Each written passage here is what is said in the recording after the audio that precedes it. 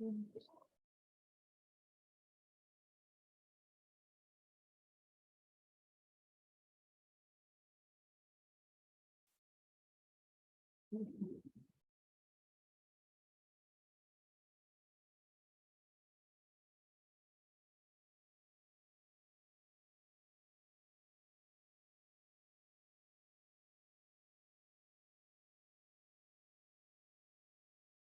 let me know when to begin. Let's open with a word of prayer.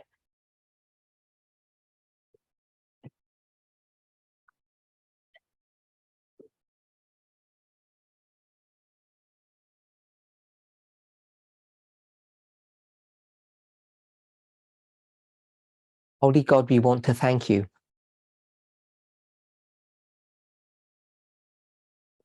For many of us, this is the Holy Sabbath.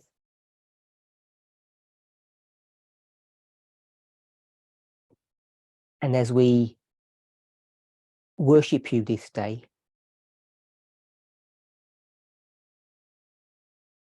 in formal prayer,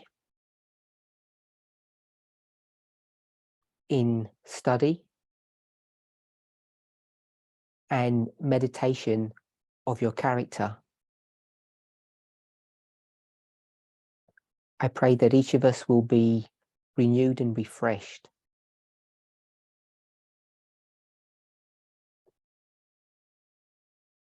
That our time with you might be a blessing.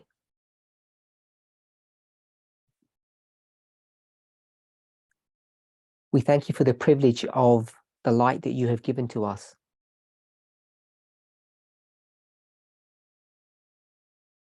In bringing us out of the world and into this glorious movement.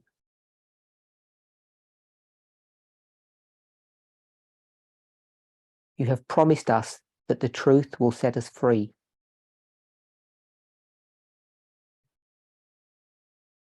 May this be our prayer today. That we would truly experience freedom. In Jesus' name, amen.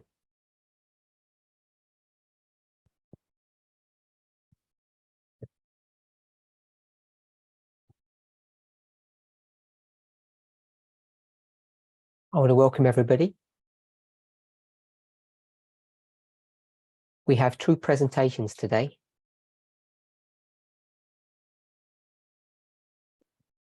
I want to begin by looking at a few questions.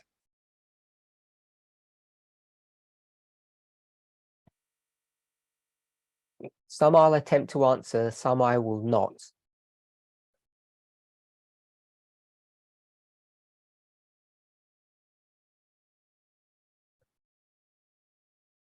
Since September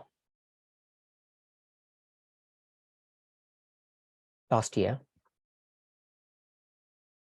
we've been discussing our relationship to the group of people that we call the Levites.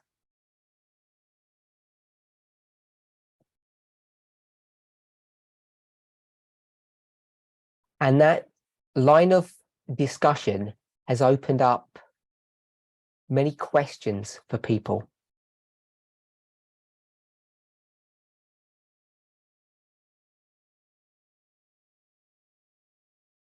And even though there are various questions that people have,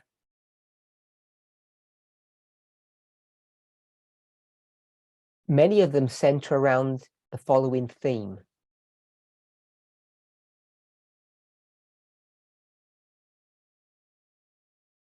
What is my role in life? What is my purpose?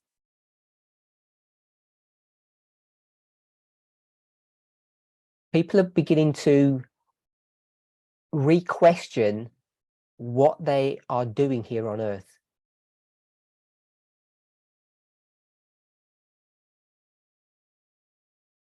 Which seems to me either that people never knew what their purpose was,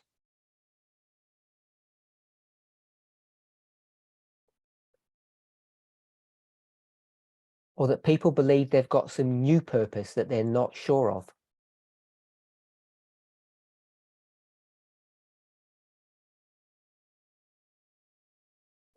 A recurring theme that I've brought up time and again over the years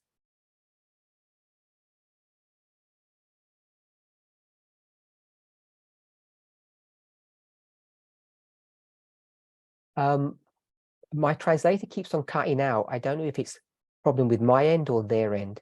I just want to point that out. Their end. Okay, so I'll carry on.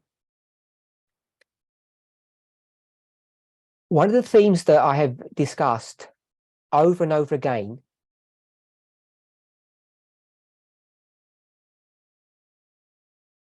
is the subject of personal salvation.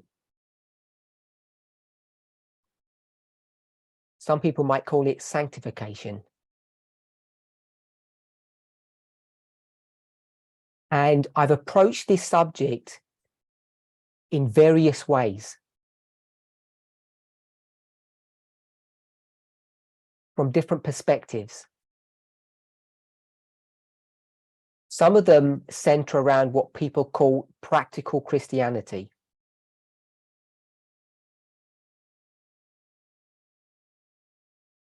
But it's always been grounded on a prophetic platform. So a term that was coined as part of those studies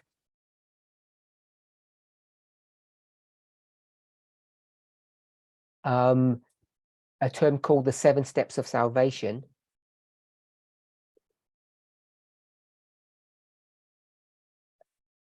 That term, that title was born out of this conversation, this idea of personal salvation.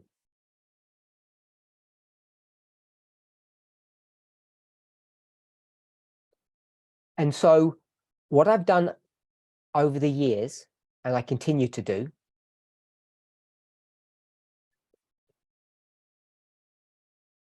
is to discuss the plan of salvation from different perspectives, specifically 2 perspectives.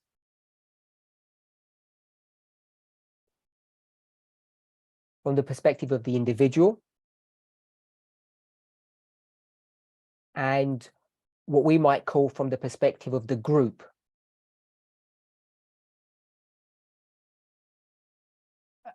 This idea of the group has got different terms, each with a slightly different nuance.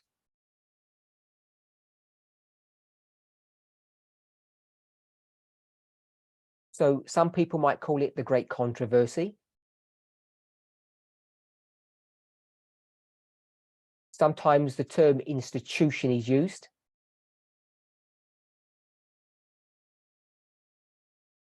Sometimes the term the church is used. And when you go to the Bible, there are many symbols that are portrayed to talk about this group phenomena.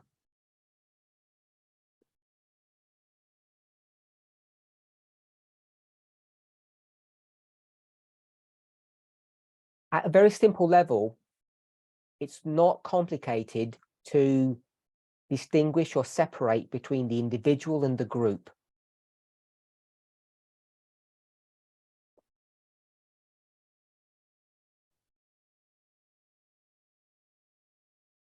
Sometimes we become confused in our modeling.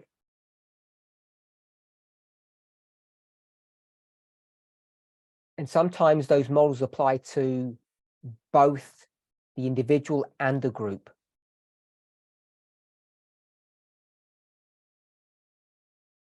In your studies, in your meditations, as far as you're able to, you must distinguish between the individual work and the corporate work.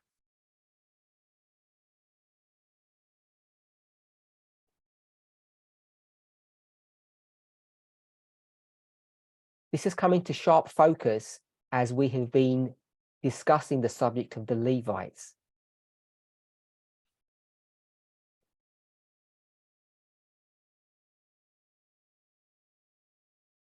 In more recent studies, I've continued this idea of sanctification, of personal salvation,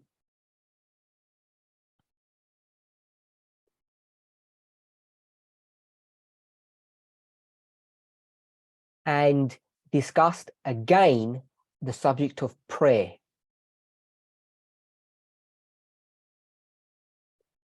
And this subject of prayer has raised many questions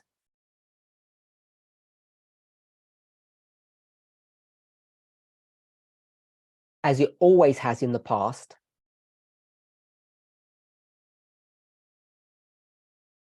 And if I can put it this way, the cry of the people is, we don't know how to pray.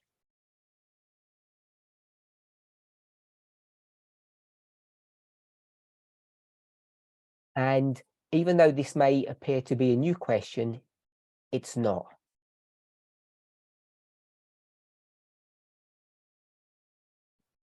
The question that's arisen in the minds of people many times over the years.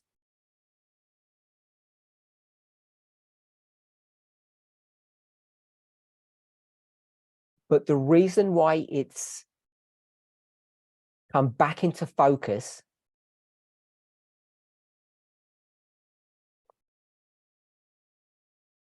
perhaps people might think in a new way, is because I think for the first time in this movement,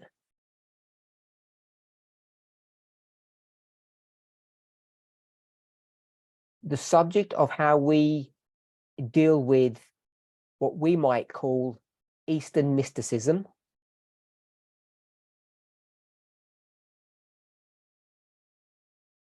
Eastern mysticism.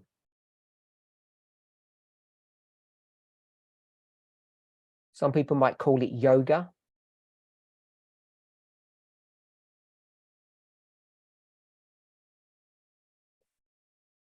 And people are not sure if they can practice these, we'll call them these arts, or are they in conflict with our Christian faith?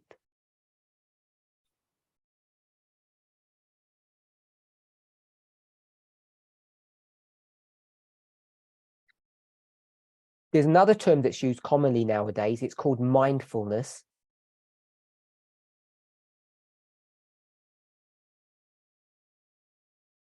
And as I mentioned previously, the word or the term mindfulness is just a medical term for basically meditation or yoga.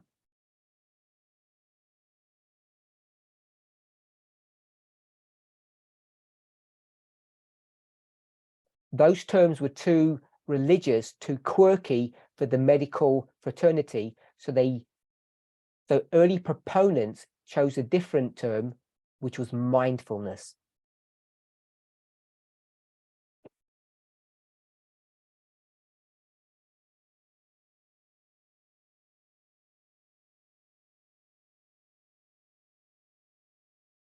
Okay, I wasn't sure when my translator had finished because they keep cutting out. That's why there was a pause. So today, when you hear the term mindfulness,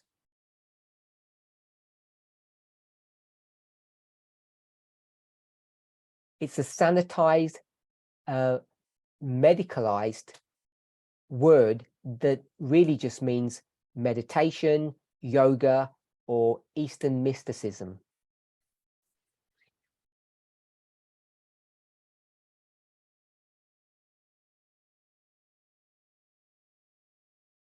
And when the question was asked about practicing some of those things,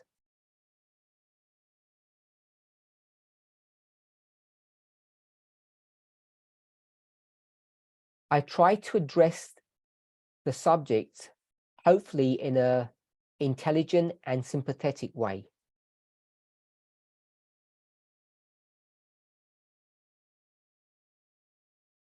Without focusing upon the God that you're worshipping,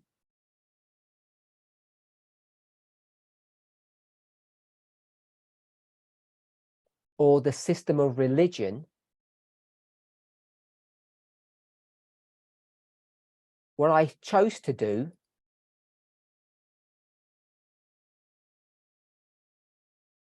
was to try to look at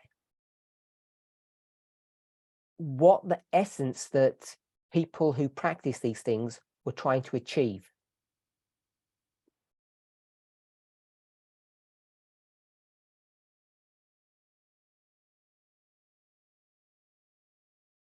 And the reason I wanted to do that was not to promote those practices.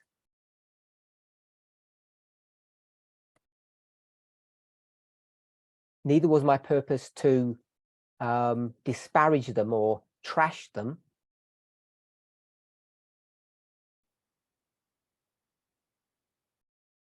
Speak bad about them.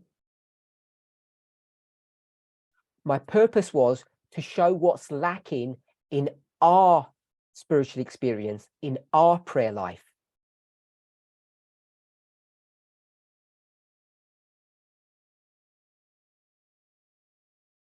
And so that's raised this question once again. People don't know how to pray.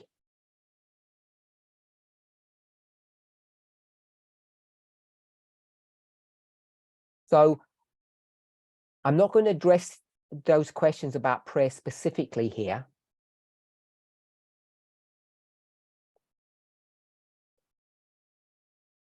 But I do want to clarify some points. I'm neither disparaging, which means speaking bad. I'm not neither disparaging or promoting mindfulness.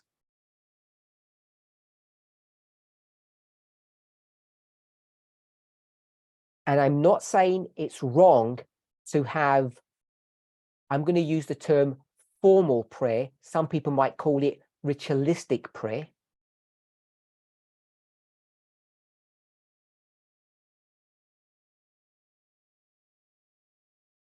Because those people who promote mindfulness or yoga, they are very ritualistic in their practices.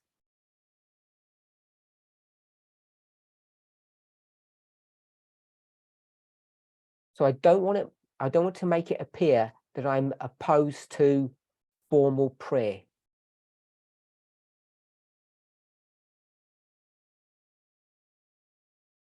If you ask yogic experts, yogis, they won't use this term, but it's the term that we use as Christians.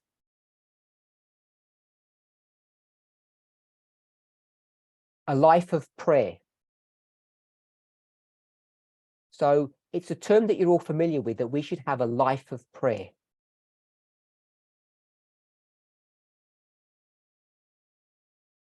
We should be in constant communication with God.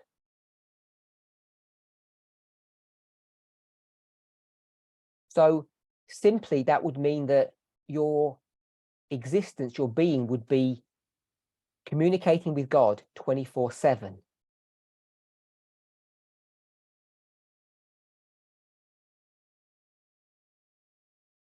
As soon as you start viewing that phrase, a life of prayer, in that way, it needs to be contextualized. Now, yogics will have a very similar idea, that a person should be mindful or they should meditate all the time.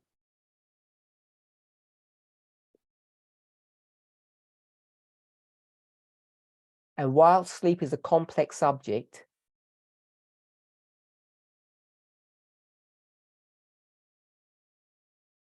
the time that we're awake affects the time that we're asleep, and vice versa.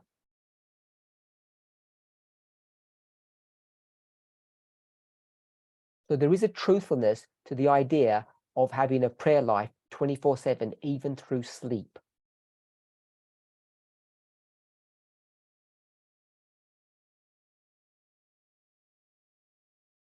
those yogics, like me, are clear on one thing. Even though they speak about having a mindful life,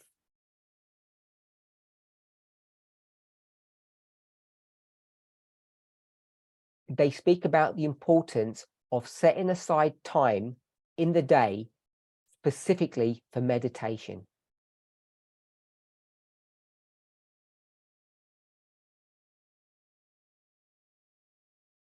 And we, above all the people of the earth, should be able to have empathy with that idea.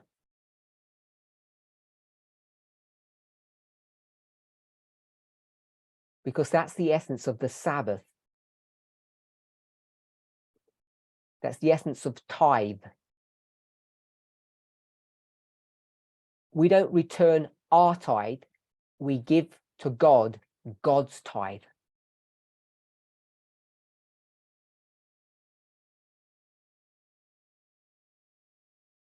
And so we're all familiar with the idea and the logic about Sabbath. This is, we might call it holy time or special time.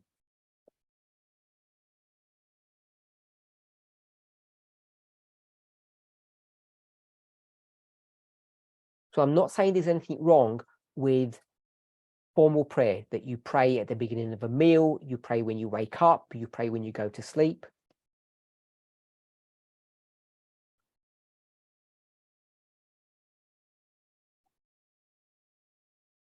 There's a place for all of those things. What's lacking is this idea of having deep and meaningful communication with God.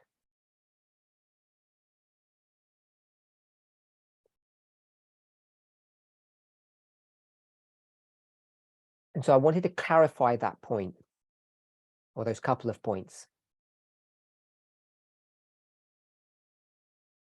So people are asking, how do they pray? So the one thing I want to say is there are some techniques that we could use that are helpful, but there are no rules.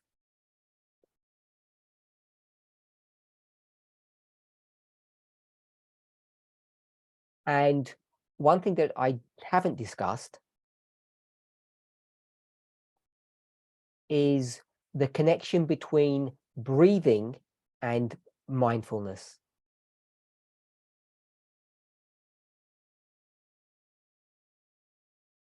People are fearful about breathing techniques. But once again, the science is really strong about the benefits of proper breathing.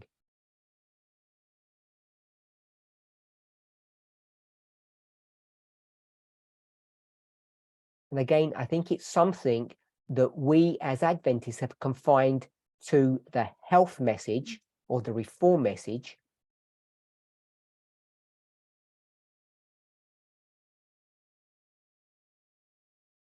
And have separated that from our spiritual life. And I think part of the reason for that is many of us have separated the reforms from our spiritual life. We've compartmentalized those things.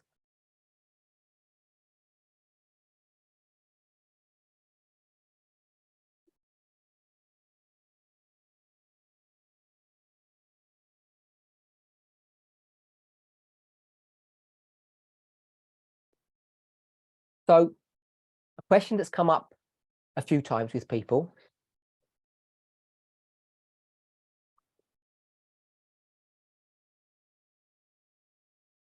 is the subject of time setting.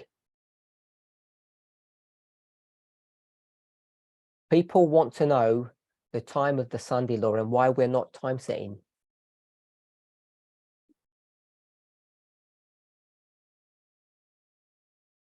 I think one of the things that we still haven't understood or learned our lesson from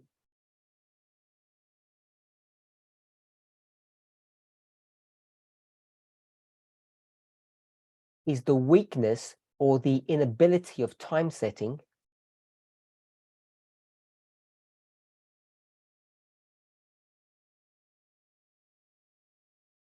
could produce nothing more than emotional excitement.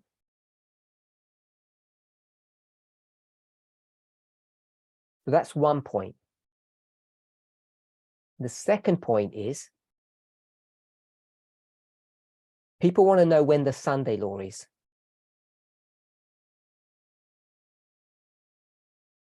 And the problem with pursuing that avenue of investigation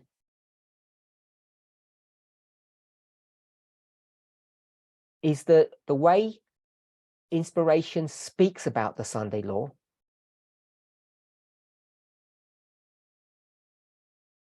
can deceive you into thinking that that's a big event.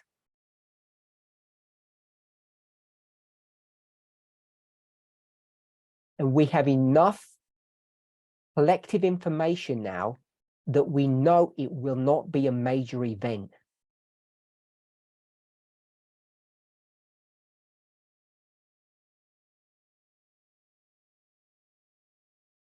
Approaching 2014, the Sunday law,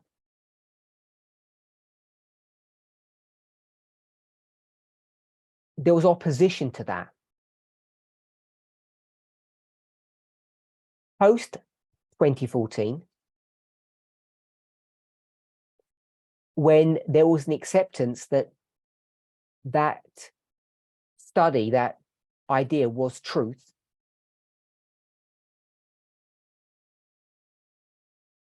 that using the 25/20 as a key to unlock time, that 2014 could be demonstrated as the Sunday law.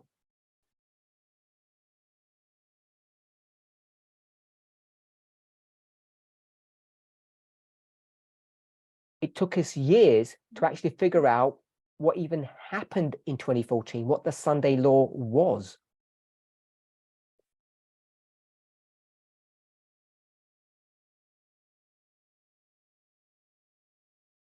And people had some really strange ideas.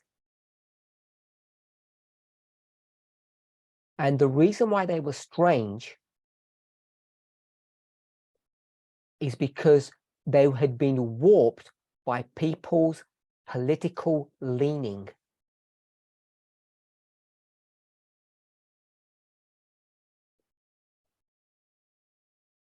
And their social conditioning. This movement was run and controlled by conservative Americans.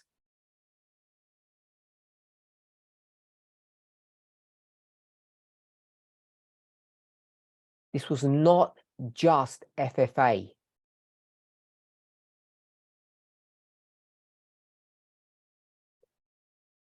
This American conservative viewpoint was shaping, molding, and had warped this movement's view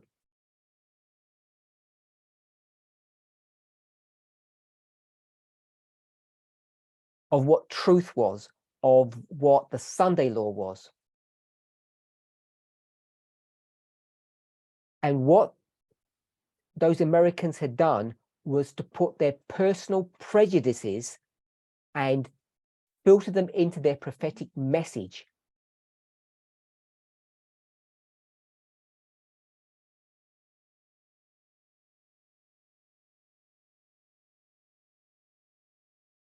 In 2018, Elder Jeff correctly understood one thing, that he must decrease and others must increase.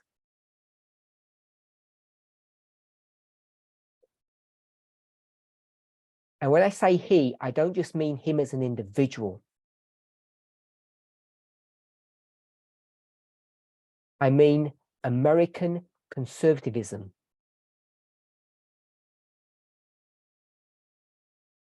In the movement. And what ended up happening was that God raised up another leader from a different continent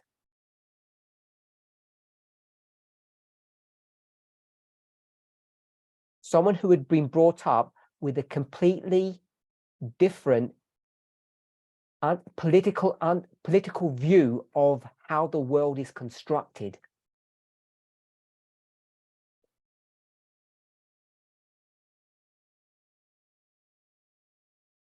And what we began to do in this movement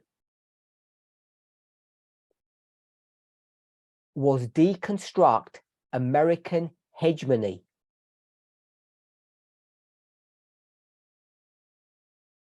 So hegemony means basically control, simply put.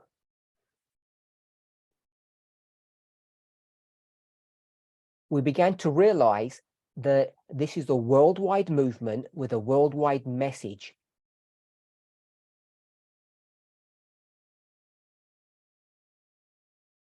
It's multilingual, lingual and multicultural and multi-religion.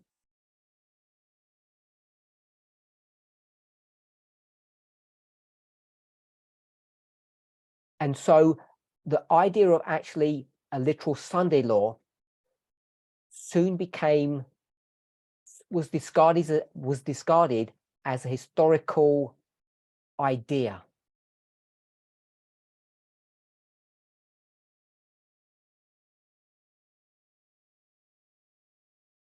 Because it could not fit into a worldwide message. And that's why we've clearly understood now what the test is.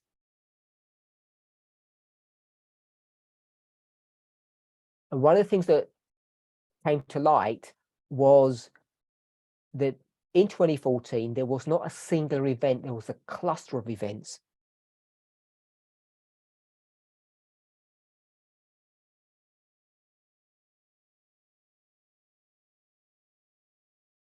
So my point is this.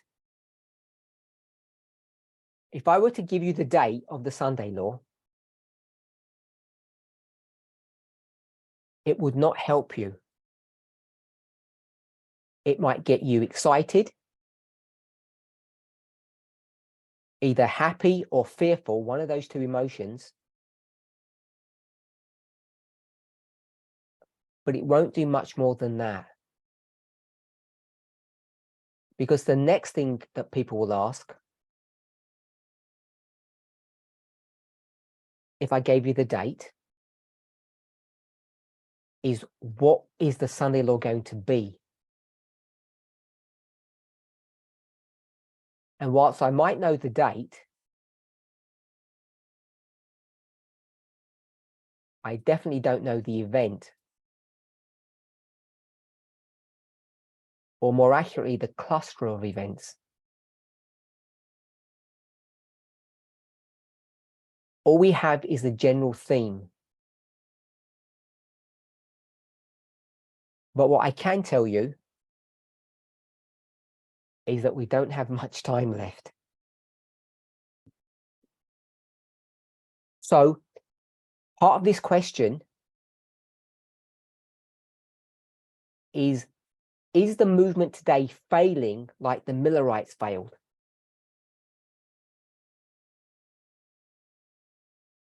From the very top, the Millerites rejected the methodology and the necessary tools to calculate time.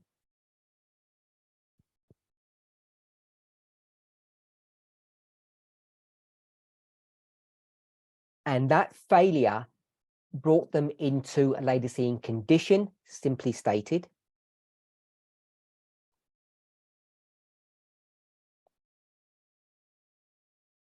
And therefore they were unprepared for the Sunday law in their time, if I can phrase it that way.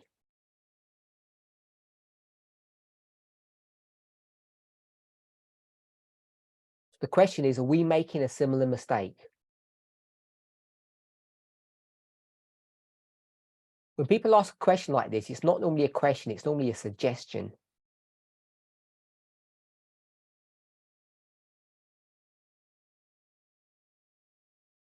I don't believe we are.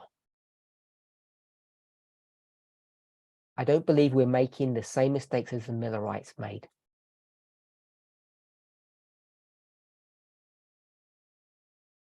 Our reliance upon time will not help us.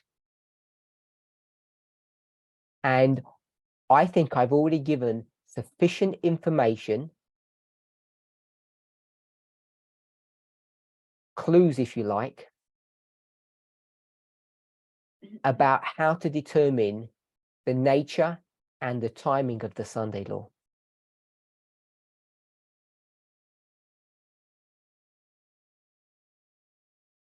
It's connected to the election cycle in the United States.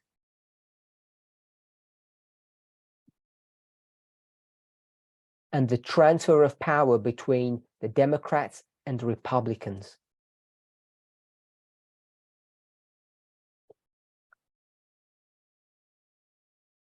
That's all the clues that we need. But the waymark that's of significance for us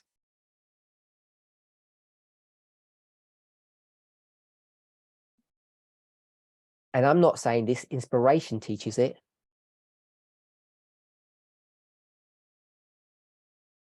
Revelation 18 is not the Sunday law. It's the loud cry. Sometimes people call it the midnight cry. If you put those glasses on and go back and read inspiration,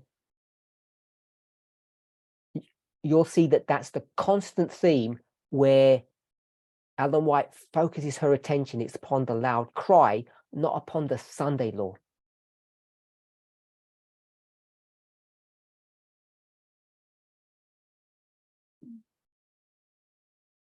And I definitely don't know the date for the loud cry.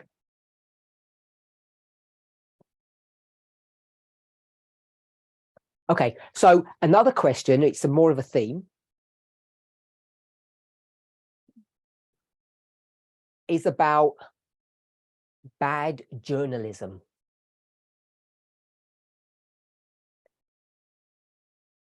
I've used the word bad. Weak journalism, some might say. And the reason why I think this is an important question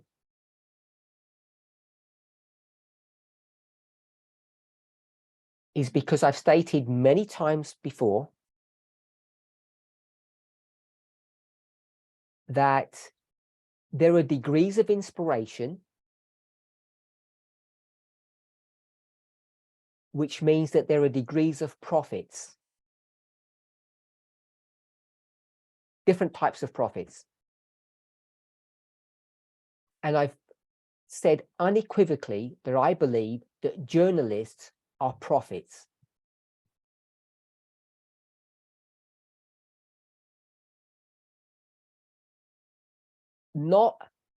They don't have the same nature or quality as we possess.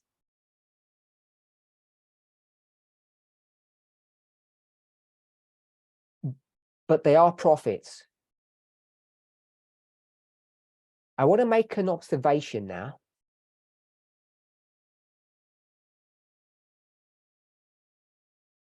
Oh no, let me go with the question first. So there are various examples that are given in this question about journalism.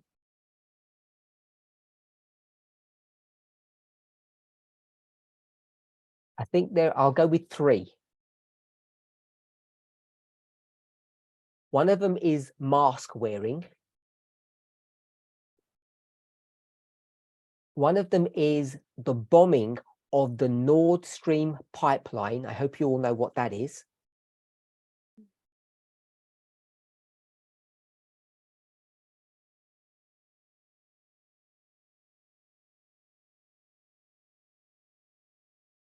That was a gas pipeline that that went from Russia to Europe.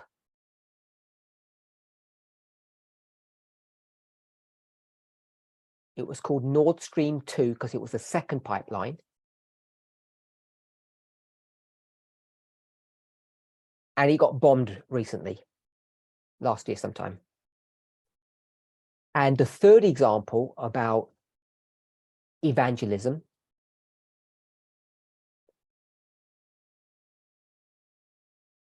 the question didn't say this, but I'm going to say it, bad journalism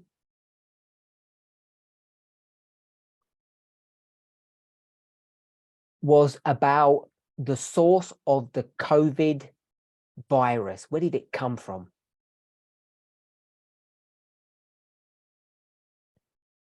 So if you've kept up with the news, you know the three examples that I've spoken of.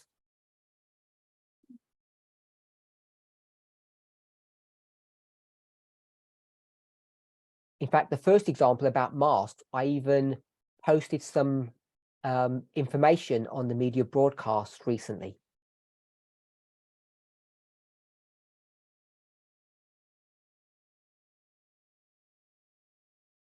So the point that's being brought up here is that these journalists change their minds,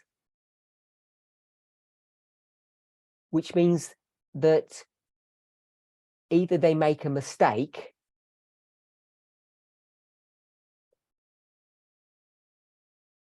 and they give you bad information, and then they give you good information, or it's vice versa.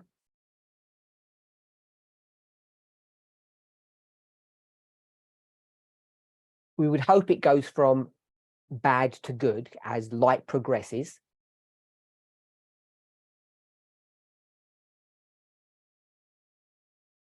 Which you all know leads to the question, how can you trust people who make mistakes?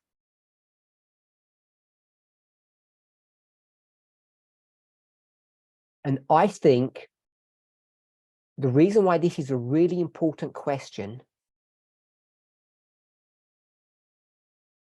is not because it's about should we wear masks or should we not. It goes down to the fact of how do we view prophets and their work?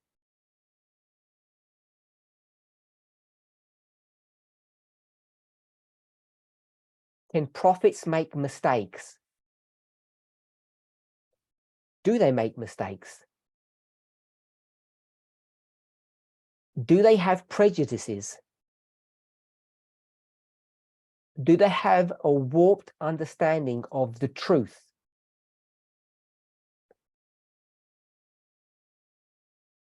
All of those questions were already answered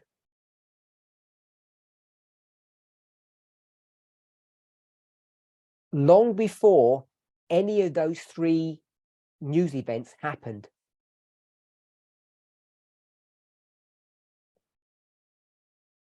There are an important set of studies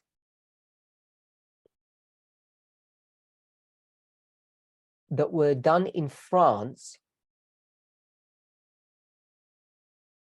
and I'm going to go with 2018. I might have the year wrong.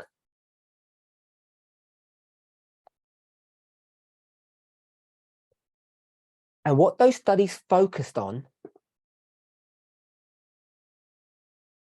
in preparation of this question was tackling the subject of the failure of prophets.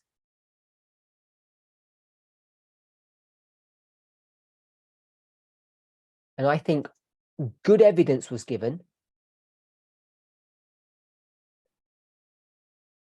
compelling evidence,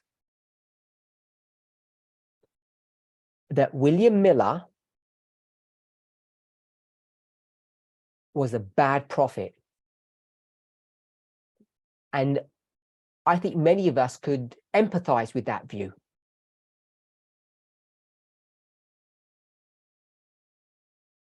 But what was more challenging for people who had looked at those studies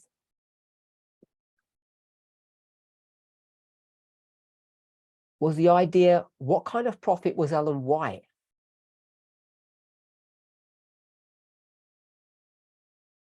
And those studies gave a good defense discussing the idea that Ellen White was a bad prophet.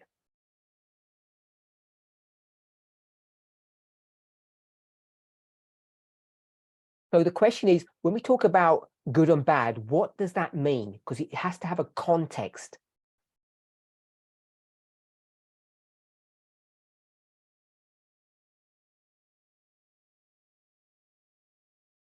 We're all familiar with the churches.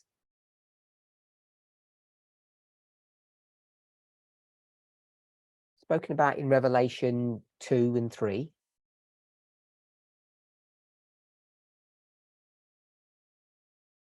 So I spoke about William Miller and I spoke about Ellen White.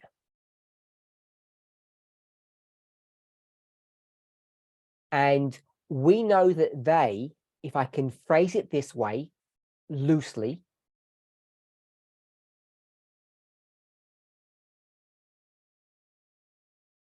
that they are the messengers to the church. You know that Ellen White speaks of herself in that framework.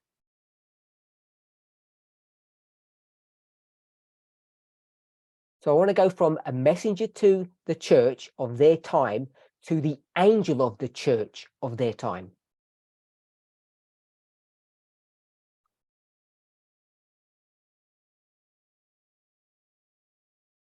With Revelation 3:1, Revelation 3:14.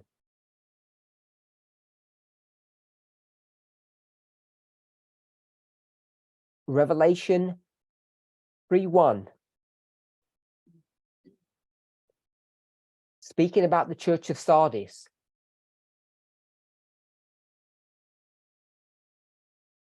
Revelation 3:14, speaking about the church of Laodicea.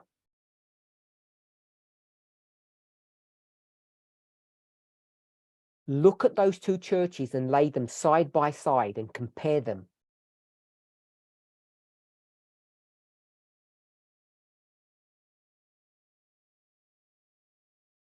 And they both had the same characteristic. They both claim to be alive, but they're dead. And when it speaks about life, this is talking about life in and of themselves, and they have a life-saving message.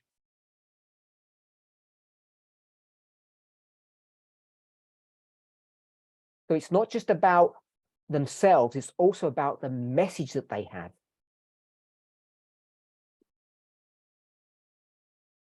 They claim to have a message of life, of salvation,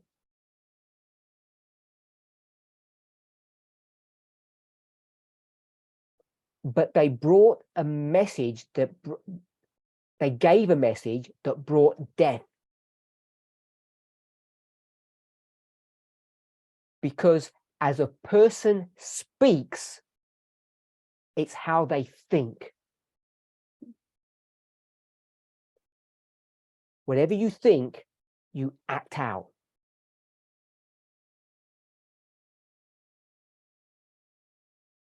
So even though they claim to have a message of life, of salvation, their message brings death.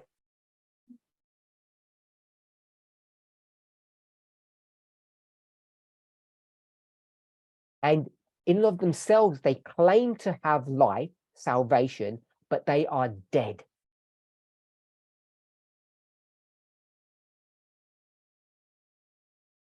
It's all about profession.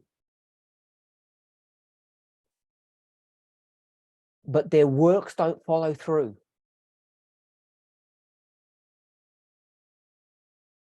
And those works have to be considered personally, which is the individual, what they think,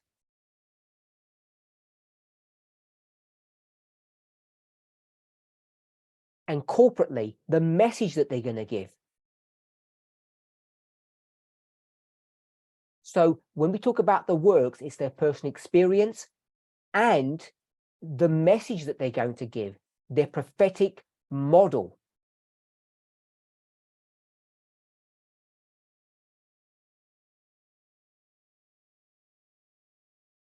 And both these prophets make mistakes, big ones.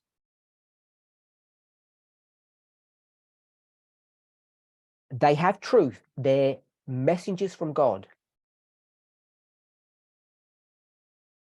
But their message is so damaged because of their personal experience. Instead of bringing life, it brings death. This is not something new. As I said, these studies were done years ago. So the point I want to make is that when we think about prophets, we have to be nuanced.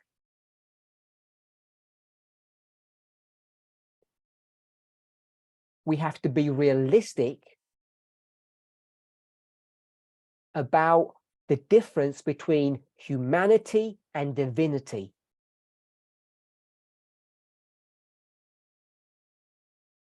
And how they combine, how they join together.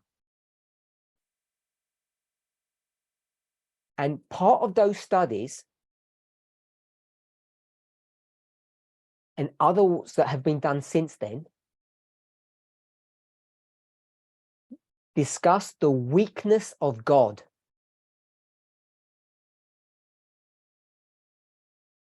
God's frailty.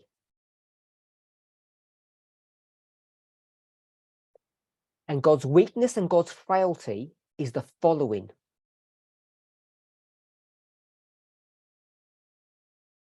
The same problem we all have. It's our need for relationships. Because relationships always will tend to weaken you.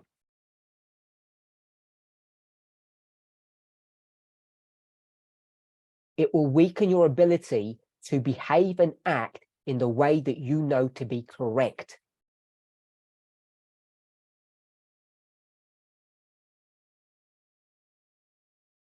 We often call it compromise.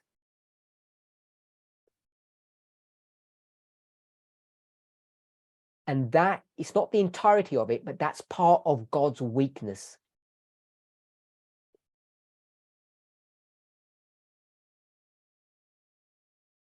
God chooses, can't choose, is forced by God's nature to have relationships.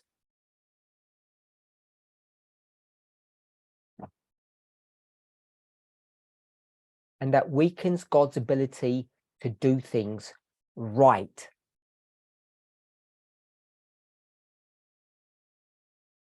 So God's going to choose weak human beings.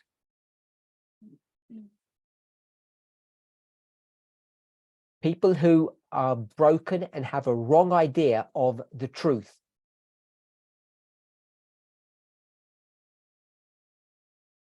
And they have to go to an education process as they're doing their work.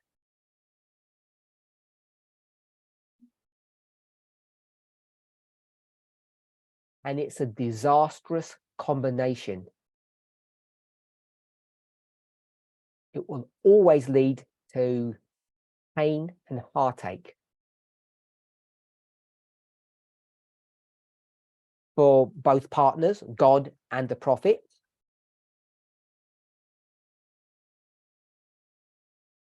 and all the people that the prophet is communicating with. So I want to reiterate the point. Prophets have a consistent history of doing a bad job.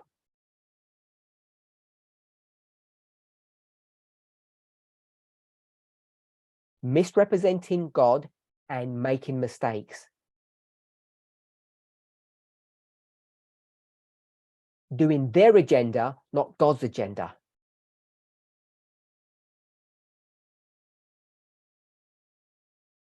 But what we must remember is that it's not malicious, it's not premeditated.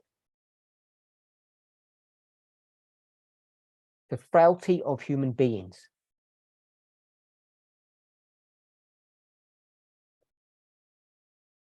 So when it comes to the truths in this movement,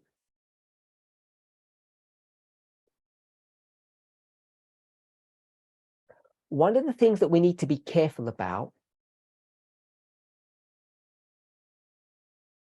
and I hear this all the time, what is the movement's position on subject X?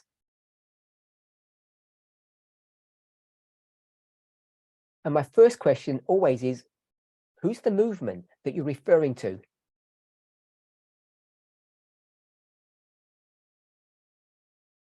Are you talking about one person, or are you talking about we had some kind of vote on it?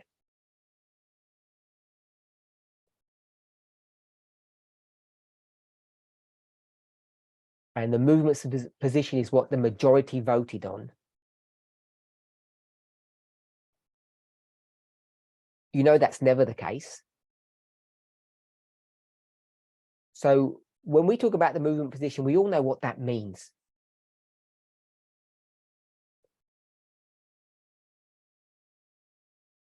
And it exposes people to great danger.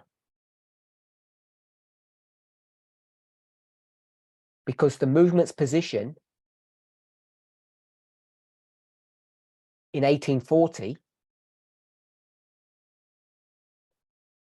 was that God was going to come back to earth in 3 years.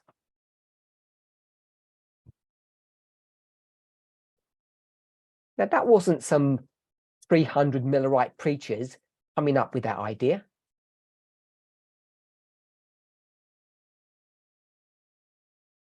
The movement's position was Miller's position. And go to 1863. We can blame the leaders for trashing, throwing away the 25-20.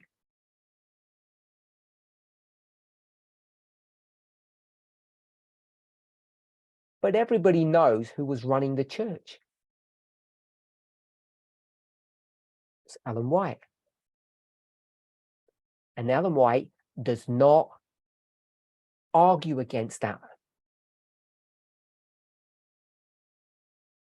She rubber stamps it. So when we talk about the position of the 25-20 and we want to blame certain individuals in the church,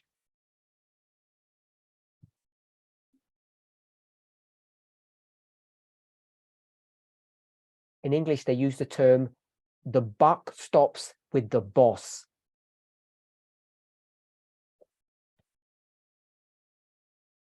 It means the final responsibility goes to Ellen White.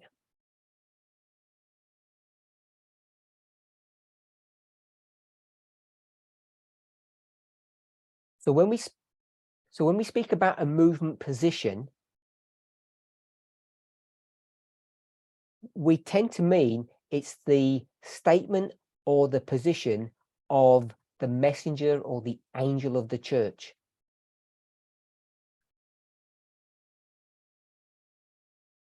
And that has strengths and weaknesses to it. So bear that in mind.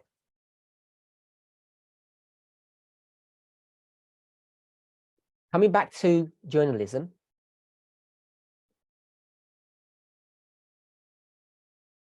We have become, what I want to say is, careless, if not lazy, in our language.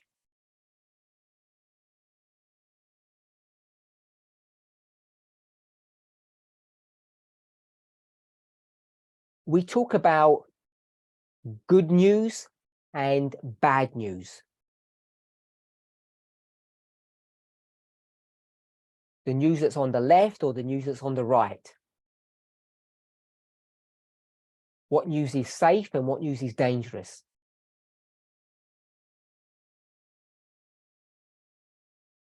But it seems to me we aren't using that term accurately.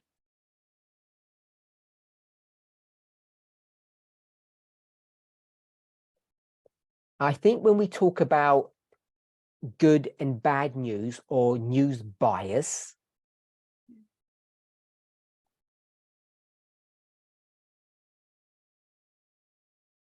what we're not speaking about really is the news.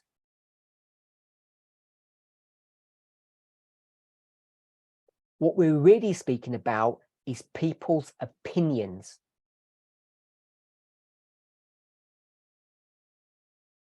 I would like you to consider the following.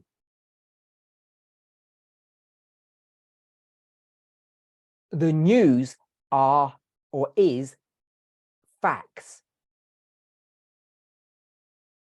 The thing that actually happened.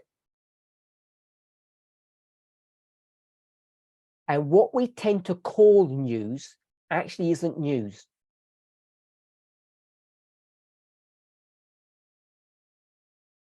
It's people's or journalists' opinions on a subject.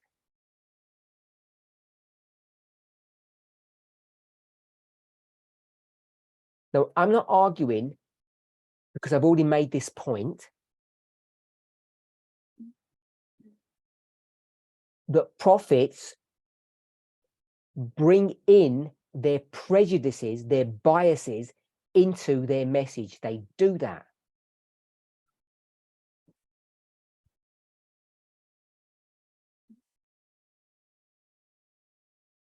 But I think it's helpful if we keep clear in our mind the difference between the news, which is the facts, and the opinions, which is based upon people's biases or people's worldview.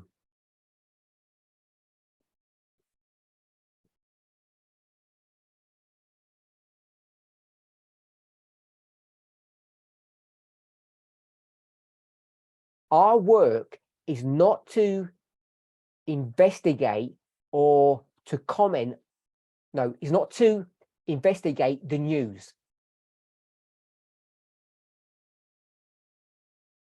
When we postulate between what is a good source or a bad source.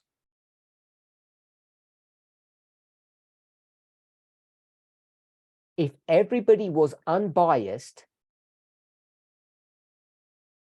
they would just give the facts. Now, like yourselves, I know that that is a naive view of how the world operates.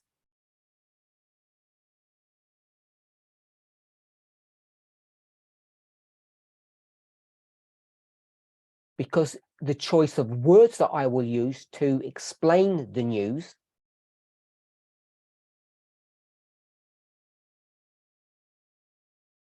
tends to bring in my biases. So instead of saying there was a sunrise,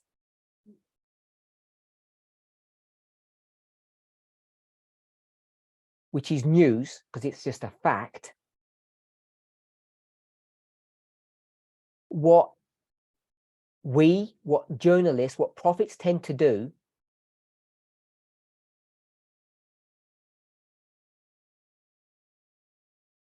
they tend to want to give their view on what that sunrise looked like, felt like, what it meant.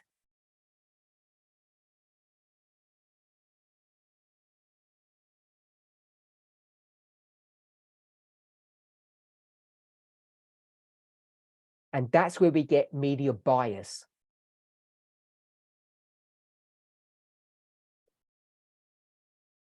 A large proportion of all the articles that we share on our forums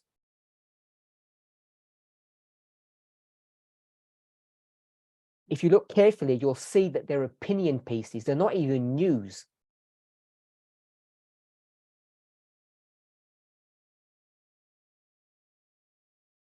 And the other half of the articles that we share are news. But what tends to happen is that instead of just giving the facts,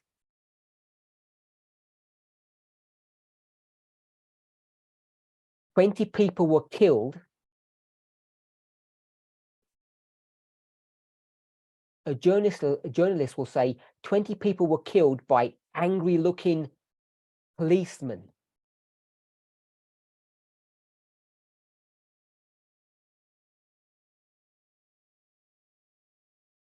And another journalist will say 20 people were killed by faithful, hard-working policemen.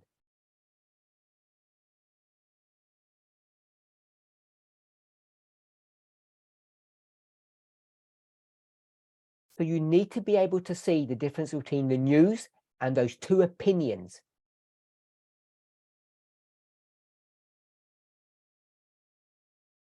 So when we approach news, we need to be really careful about distilling the facts from opinions.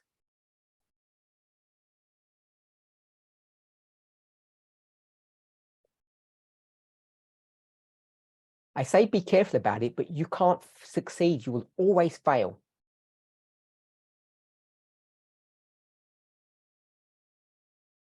Because what you need to then factor in is another element to this.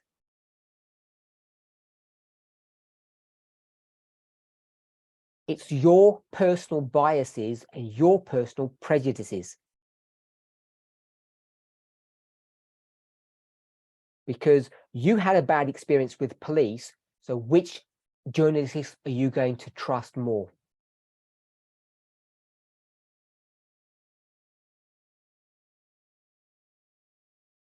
Or your wife is a police woman and you trust your wife and you know what she's like, and therefore you will have another perspective of what that event was and how it happened.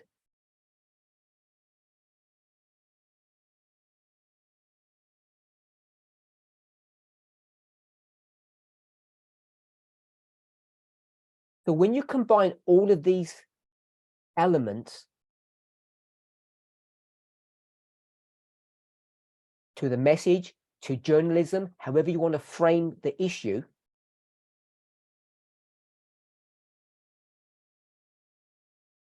there are certain things that you need to distill from all of this.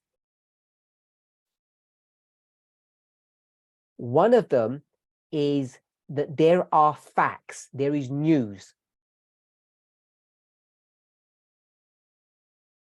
And that is different to opinions. And you need both. You need facts and you need opinions.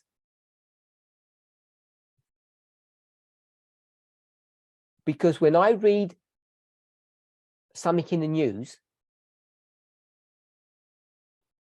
I want that person's opinion of what happened as much as I want the facts.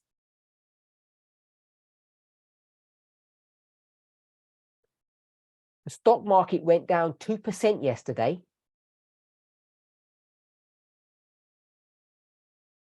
That's the fact. I want to know that. But what else do I want to know? What's the implications of this? Why did it happen? And where's it going? Where's it headed?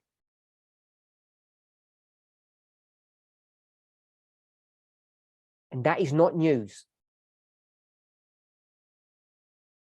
That is now opinion. And because I've got a vested interest in this,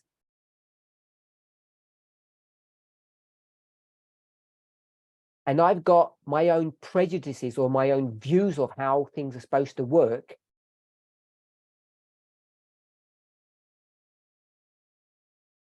I will seek out journalists or articles that are in agreement with my worldview.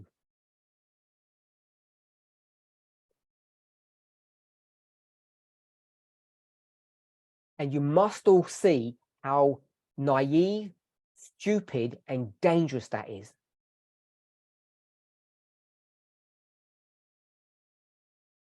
It's called confirmation bias. I have a bias and I just want someone to confirm it. I think the stock market is going up.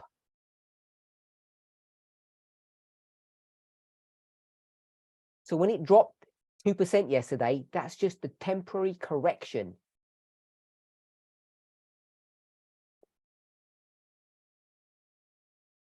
It's not the beginning of a bear market, because I don't want to have a bear market.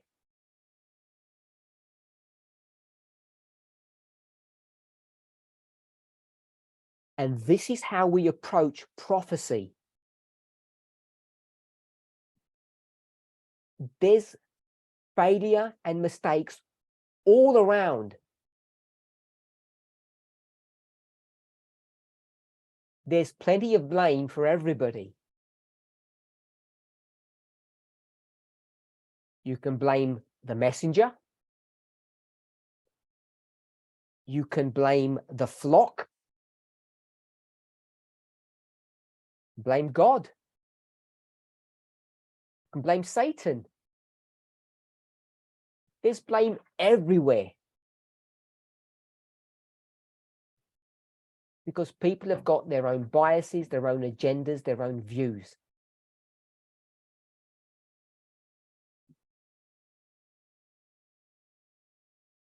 So, if I believe this is the facts, this is the news, this is the truth,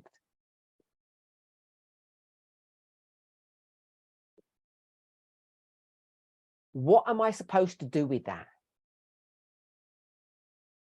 Do I share the truth? Or do I not share it? And the problem is the following. When it comes to the movement's news, part of what we're doing is not just talking about the news, which is what's actually happening.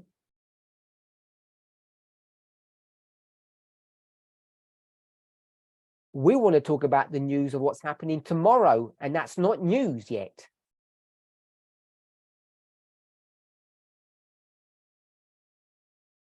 Prophecy is an extrapolation or an extension of the news.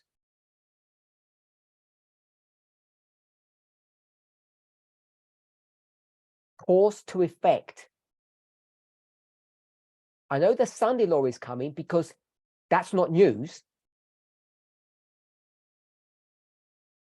That was a bad sentence. It might get translated wrong. I know the Sunday law's coming, even though that is not news. I know it's coming because there is news, which means it's happening right now.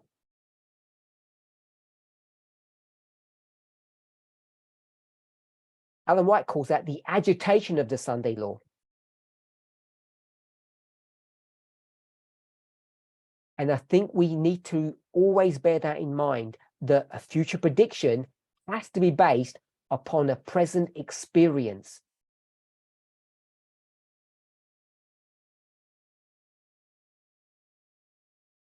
Otherwise, numerology would send you mad. So I could calculate the Sunday law coming 20 different times and give you 20 different dates.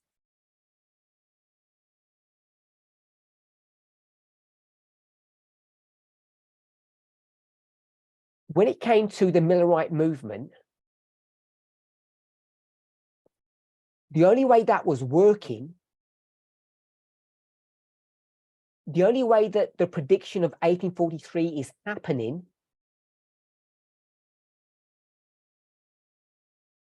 is, we call it, there's a loud cry, which really is news that's happening today in 1840. That's today.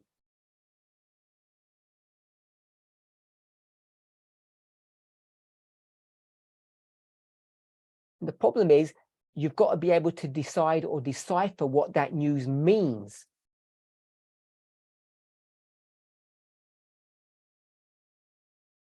So John Smith says that news in the Middle East means nothing.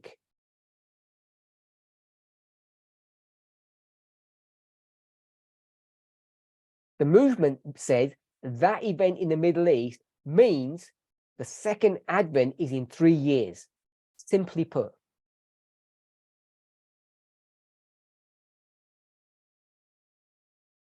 So I want us to see this is a really complicated issue. So I gave you 3 examples. Mask wearing, the bombing of the pipeline,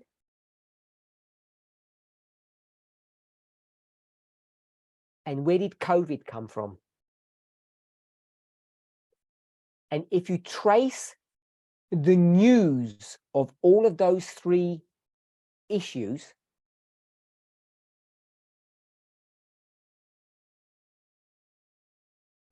no one knows all the facts at the beginning.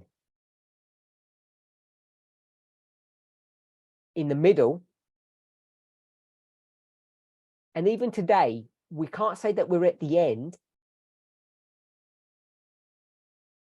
And so even now, we don't know all the facts of any of those 3 things.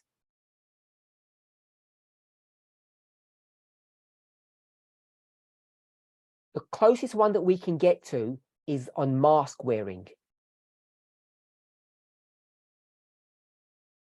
But the problem with that is, if you look at the research that's done on mask wearing,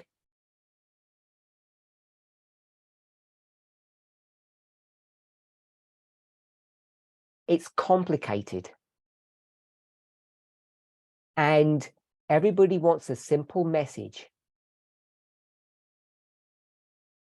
And what people assume at the beginning ends up changing or evolving as new information comes along.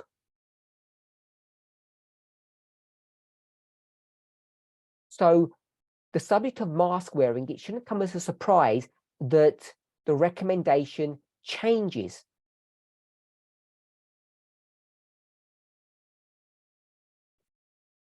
You need to remember that, why are people wearing masks? It's to stop viruses entering into your system. So therefore, you need to understand how the viruses enter. And this is not complete, so I'm going to say it simply.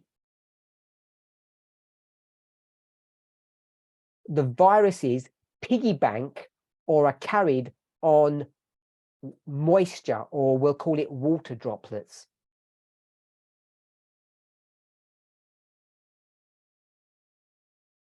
And those water molecules are of different sizes. They could be droplets or they could be vapor.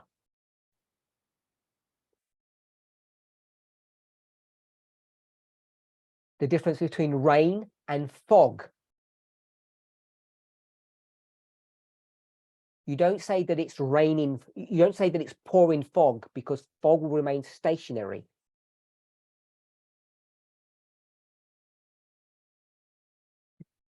Because it's about particle size.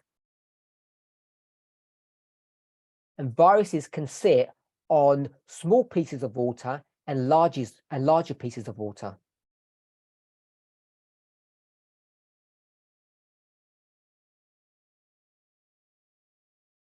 So when it comes to the viruses entering into your body, they're going to come in 2 ways.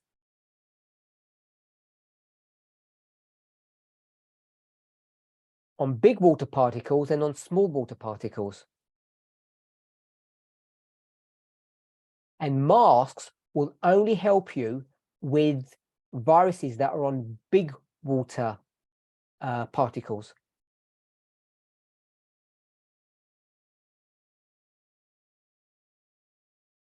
And the way they help the most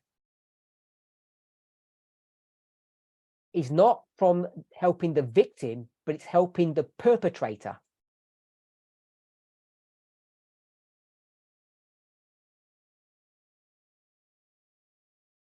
It's to stop the water particles in the person who's got the virus spreading to other people. It's to contain their water particles.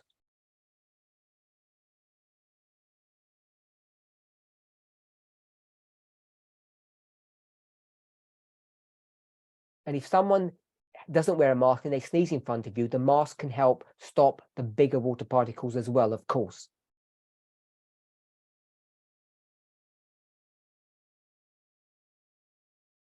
So masks do nothing for small water vapor, small water molecules.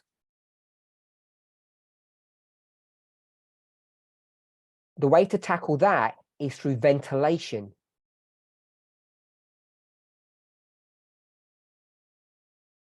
Which is a completely different protective mechanism than mask wearing.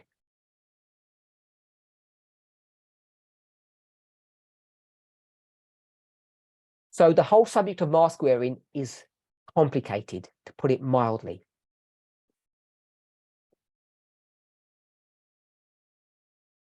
So the facts are, mask will help a little bit. And then it becomes to opinions and biases.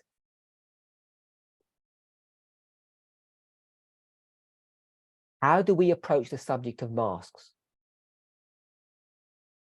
And that's why you get this ebbing and flowing of different information of mask, good or bad.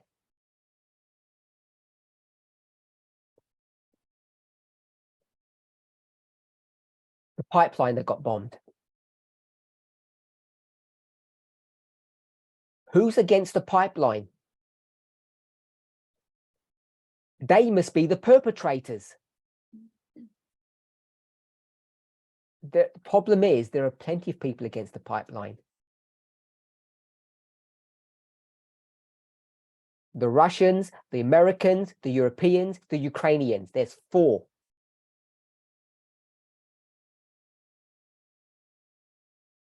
And we'll throw in the Chinese for good measure. So I want to assume it's the Russians. But I don't have any facts. That's not news. So as more evidence comes to light, the story will change. So you need to ask yourself a question. What do you do with the news now? Do you throw it away and say, well, it always changes, you just can't trust these people, it's a waste of my time?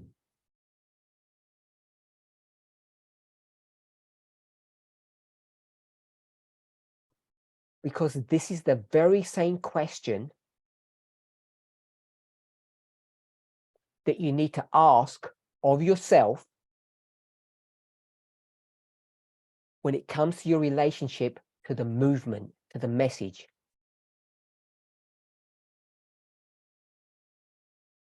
Does the message change? Yes. Is light progressive? Yes. Do mistakes happen? Yes. The 2 examples I gave was Miller and White. If you don't go back to that foundation, it becomes all too easy to attack Elder Jeff or Elder Tess.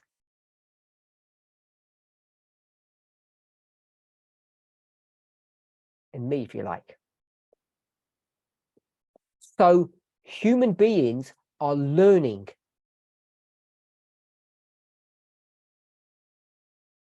The prophets of God are learning. If you're not willing to accept that, I don't know what hope there is for you.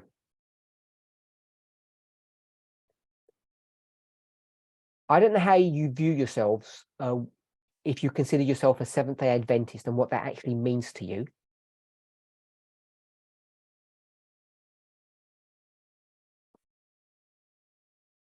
But all of us see that we have taken those truths of Adventism and we have modified and changed them as new light has come.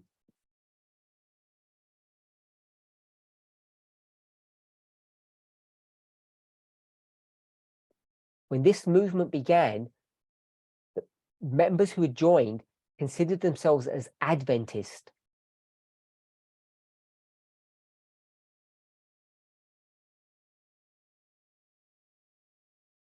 But they said that Adventism was teaching error.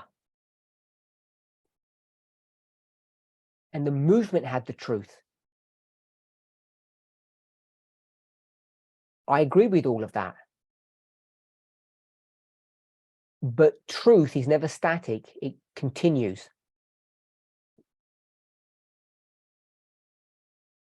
Why is this so important? I've discussed the subject of journalism. And I've tried to connect how we approach journalism to how we approach prophecy.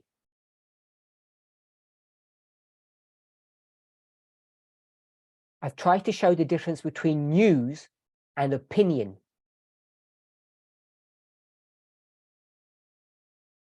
I've tried to show that everybody has a bias, even you and me.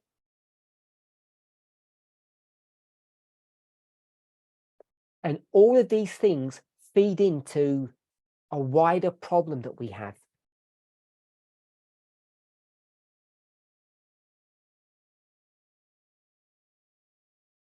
There's a balancing act that we have to all participate in.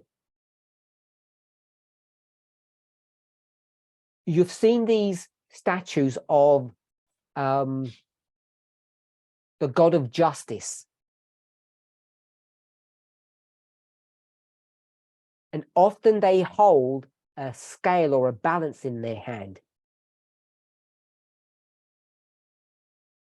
as they balance the information, the facts, to make a decision.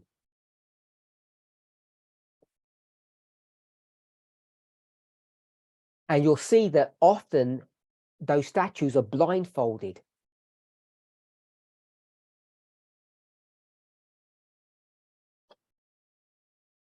Which is a joke. Because it's meant to portray that that justice is unbiased, and we know it never is.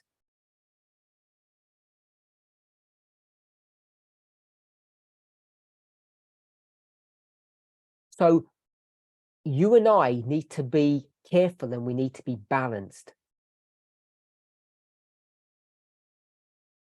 And the balance is this.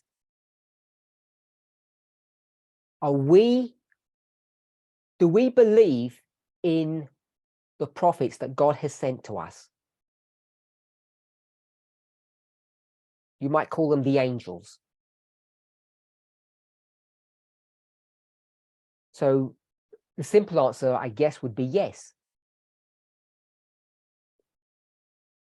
So whilst holding on to that truth for yourself, that belief, are you willing to also hold another concept?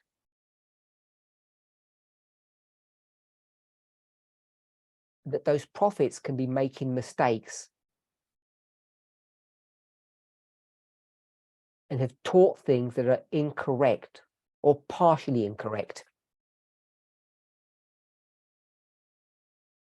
Now, I'm not setting you up for something like I'm going to dump some news on you. That's not what I'm trying to do.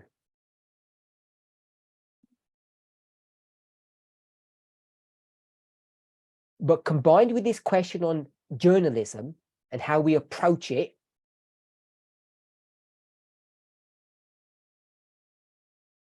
we have to have confidence in good journalism.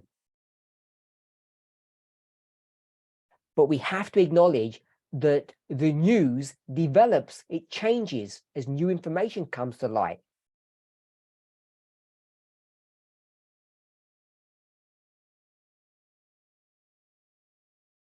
The good thing, not a bad thing, that the news develops, it gets refined.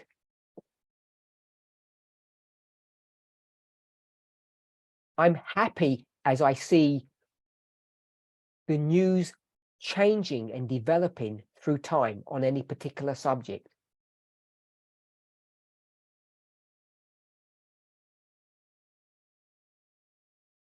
People have asked the question, what's all this stuff about the Levites? Why is it such a big issue? One of the reasons it's a big issue is because we're living in the dispensation of the Levites, if I can say it that way.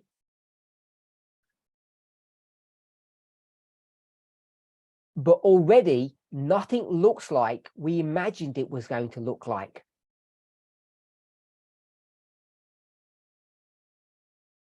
So that has to bring you to your knees in prayer and to question the models that you have been using. And that's what I've been trying to do in discussing the Levites.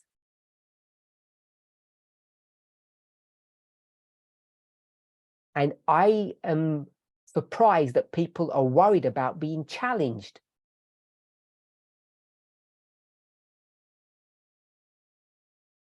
The first thing people ask is, does that mean we made a mistake?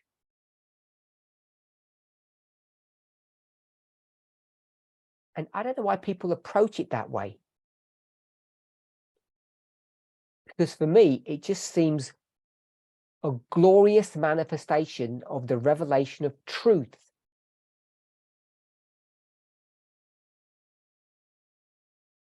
I'm positive about change. I'm not negative about it.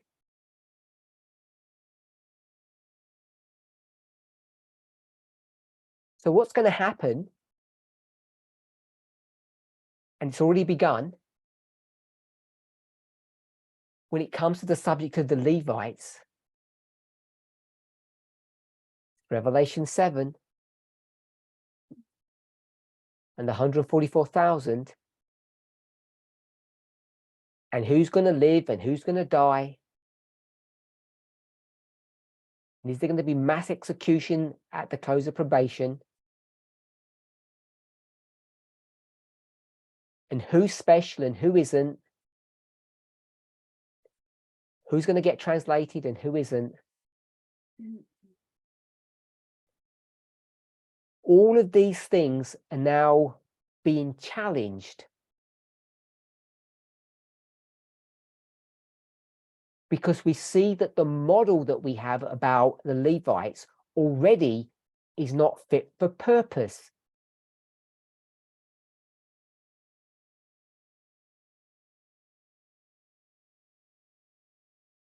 Today, which is the news. The news is the Levites aren't coming in. People don't like it when I say that. So I'll just say lots of Levites aren't coming in. So then we all have our biases and our opinions. But based upon today's news, we make predictions. And we've all predicted about the Levites and the Nethinims. And if the news today looks different, what does that mean for the prophecy in the future?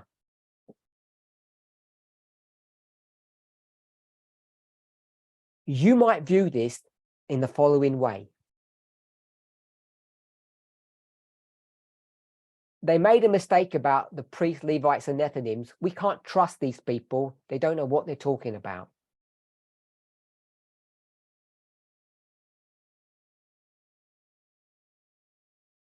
That's based upon your opinion or your bias. Or you can have another bias.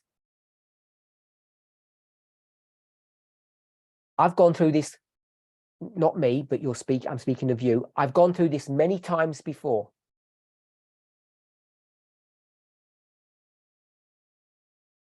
The light grows.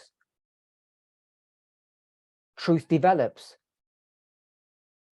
What I thought was correct before, the idea, gets changed and modified.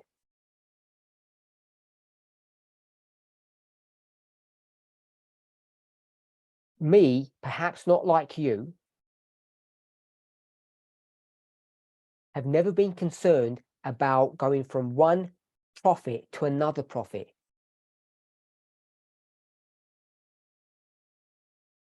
I see it as a continuum. I don't view it that Elder Tess has corrected Elder Jeff's mistake.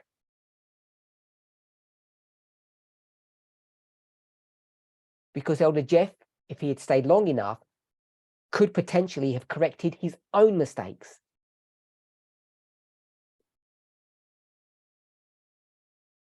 So if we feel comfortable with that idea,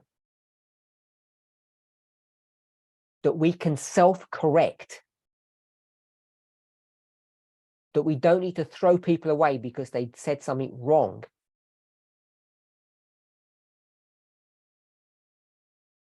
None of you throw Ellen White away, and she did plenty of things wrong.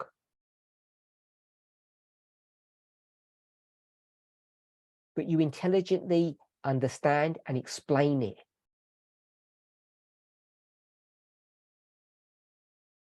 So when it comes to the subject of the Levites and their role in end-time prophecy, are they part of the 144,000? Will they die? How is the death going to work? Will they be translated? How does that work?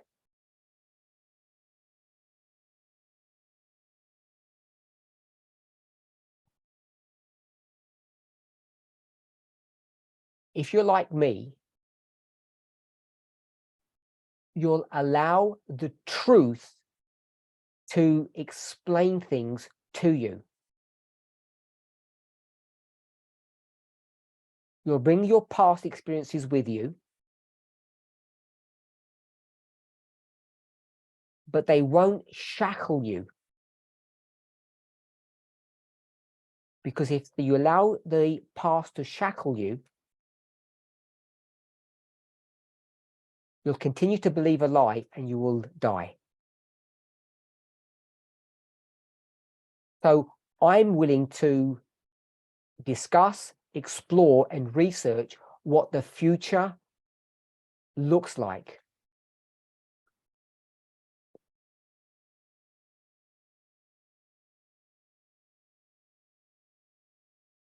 Based upon a re-examination of inspiration and based upon the news.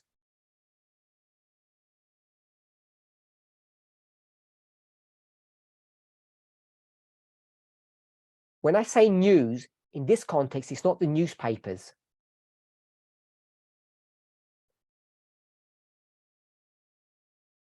It's the facts of what's happening, not why it's happening.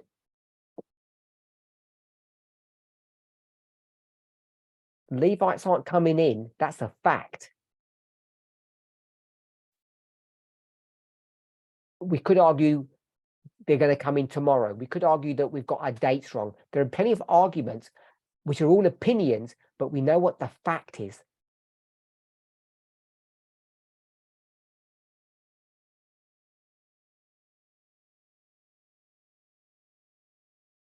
If our framework is correct,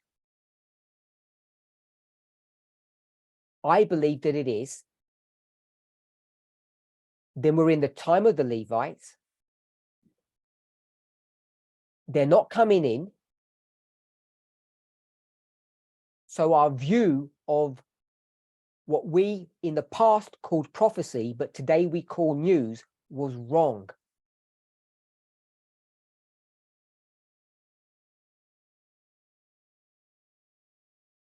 And based upon today's news and my bias, my prejudice, that the framework is correct, that I believe and trust in the truth that Elder Jeff and Elder Tess have taught,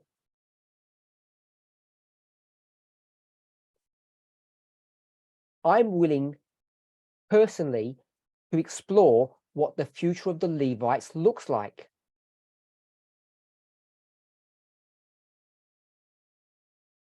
And if it changes, it really does not trouble me or worry me. If it doesn't change, that's good. But I've got enough experience to know that, I will just say it this way, it will change.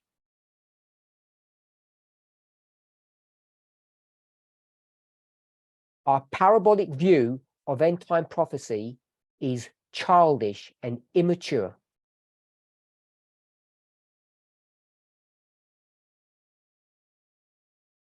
And it will look different to what each of us believes or have believed. Don't be fearful of change. Don't be fearful of the development of truth. And accept the frailty of humanity, particularly the humanity of the angels,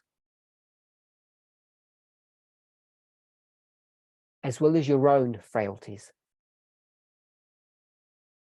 Let's pray.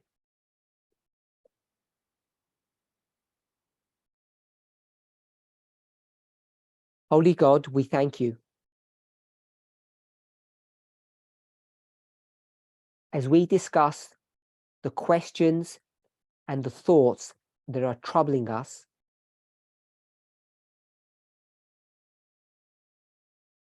I thank you that you are mindful of our frailty and you are sympathetic.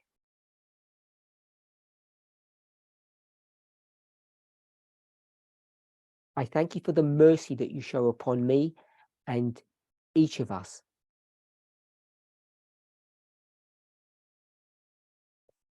I would ask that you would bless us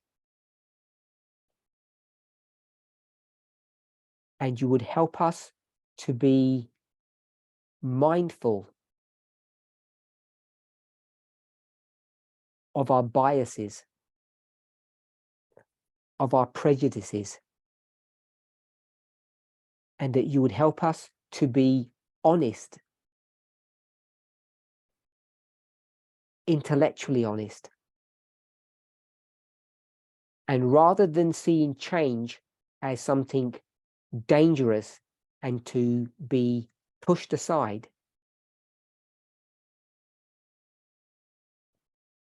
that we would see that the development and the changing truth to be a revelation of yourself.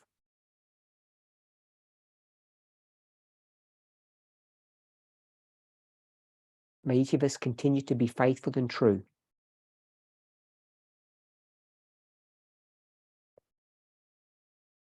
We ask in Jesus' name. Amen.